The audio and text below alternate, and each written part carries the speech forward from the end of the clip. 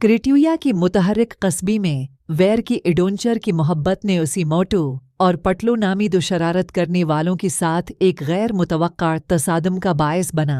ये परजोश दोस्त, जो अपनी चंचल हरकत के लिए मशहूर हैं, जल्द है खुद को पोशीदा खजाने की तलाश में वेर के साथ शामिल होती हुई पाया। एक धूप वाली दिन जब तीनों ने क्रेट्यूया की मुज़ाफ़ात की खोज की तो वो एक पुरानी नक्शी से ठूकर कहा गई, जिसने जादू की जंगल के अंदर घरी दफन एक परासरार खजाने की तरफ इशारा किया।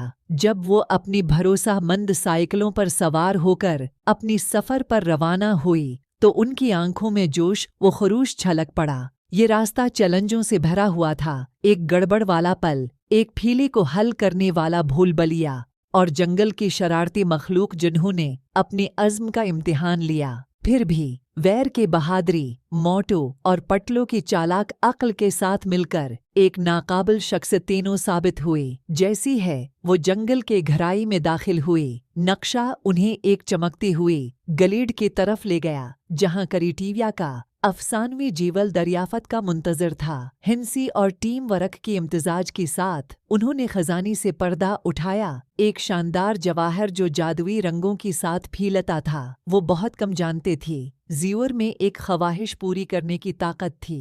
वैर हमेशा दूसरों की बारी में सोचता था, बेलोस खुशी और हंसी की ख्वाहिश करता था ताकि क्रेट्यूया को भर सकी। कस्बा नई खुशियों से जगमगा उठा और कभी छपा हुआ खजाना इतिहाद और दोस्ती की इलामत बन गया। वैर, मोटू और पटलू मकामी हीरो के तौर पर क्रेट्यूया वापस आई। उनकी बाइक फूलों से मज़ीन थी और एडवेंचर का जज्बा हमेशा के लिए उनके दिलों में नक्श हो गया। वैर और मोटू पटलू तीनों की कहानी क्रेट्यूया में एक महबूब कहानी बन गई, जो सबको याद दिलाती ही कि हकीकी खजानी दोस्ती की बंधनों और मुश्तरक महमजोई की खुशी में पाई जाती हैं।